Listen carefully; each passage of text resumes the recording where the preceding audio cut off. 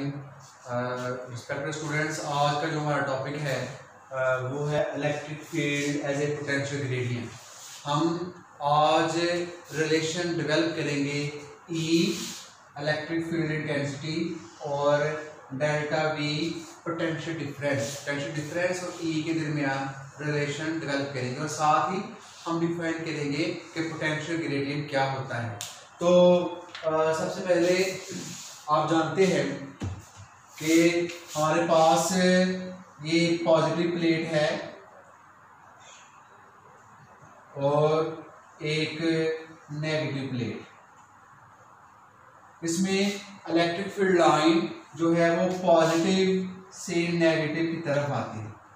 ये हमने पहले डिस्कस किया है कि जो इलेक्ट्रिक फील्ड लाइन है वो पॉजिटिव प्लेट से नेगेटिव प्लेट की तरफ मूव करती है। अब अगर हम यहाँ कोई टेस्ट चार्ज रखें, ये दो पॉइंट हैं, ये पॉइंट ए है, ये पॉइंट बी है।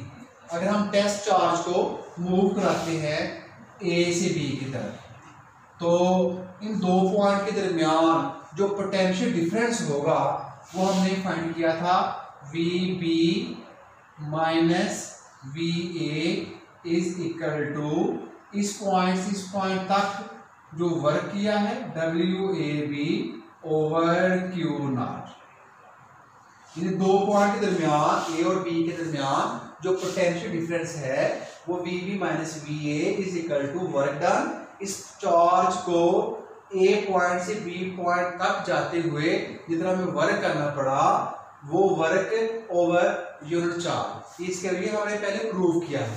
अब बस आप ये भी जानते हो कि जो वर्क है डब्ल्यू ए बी ये होता है एफ डी, और याद रखें कि ये जो एफ है ये कौन सी फोर्स है। अगर हम इस चार्ज को फ्री छोड़े तो चार्ज बी से ए की तरफ आए, बिकॉज यूनिट चार्ज पॉजिटिव है तो वो पॉजिटिव प्लेट से नेगेटिव प्लेट की तरफ जाएगा।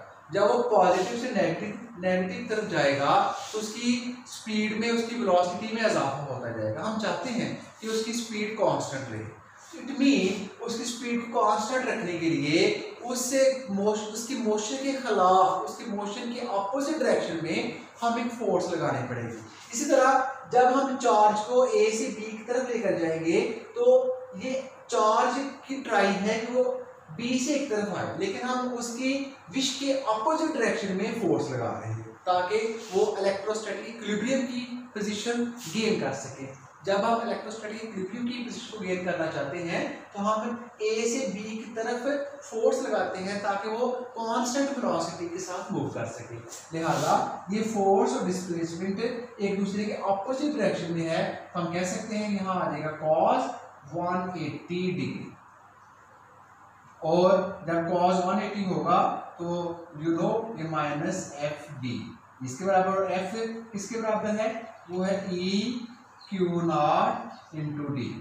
ये आपके पास वर्क है जो ए से बी की तरफ हमने लगाया minus E Q naught D. अब ये वर्क की वैल्यू पुट कर दें इक्वेशन नंबर 1 में, putting value in equation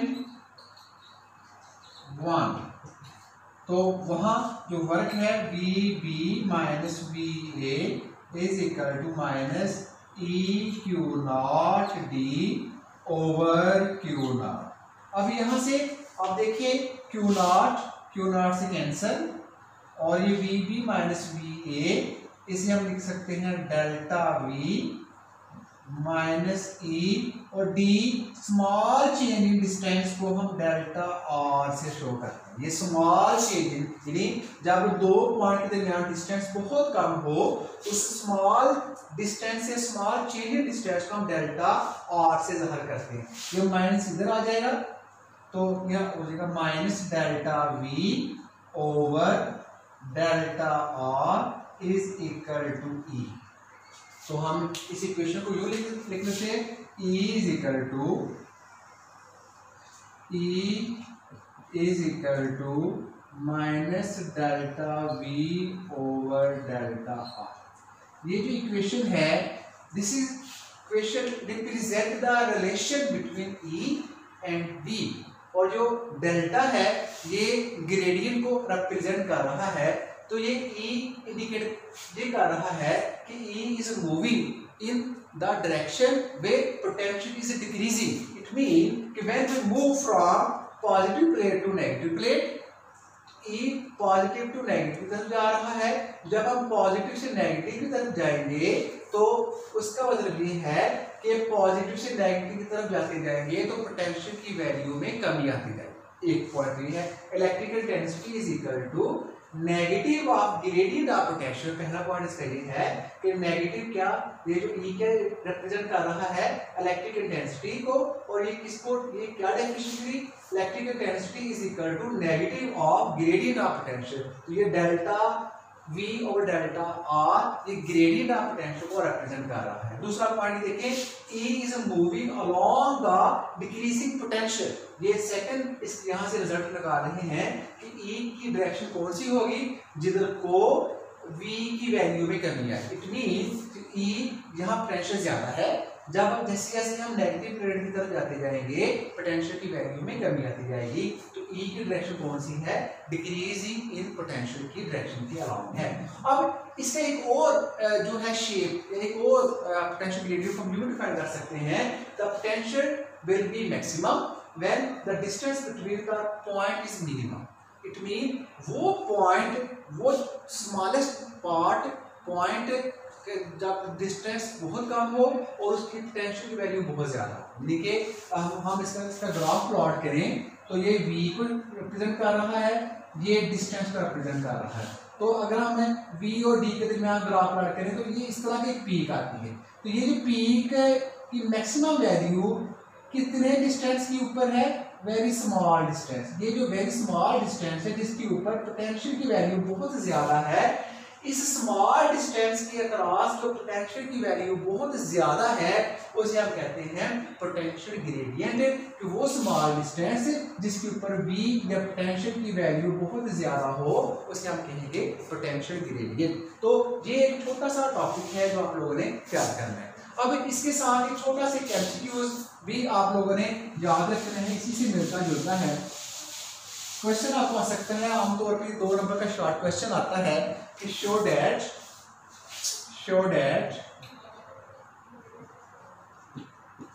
volt over metre is equal to newton over coulomb.